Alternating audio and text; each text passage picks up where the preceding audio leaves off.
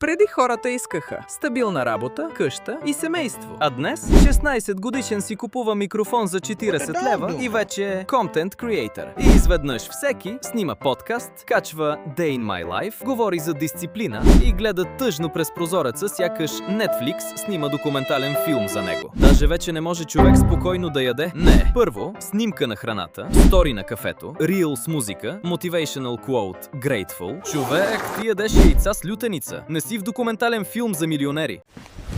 Emotional, damn it! И най-смешното, интернетът вече ни накара да мислим, че всеки трябва да е известен, интересен, различен, личен бранд. Личен бранд, бе, брат, ти си автомонтьор от Люлин, не си Кристиано Роналдо. И в един момент хората започнаха да снимат как тренират, как плачат, как се разделят, как литерали си купуват баничка. А най-тъжното, повечето хора не искат фейм, искат attention, искат някой да им каже: да, човече, и ти си важен.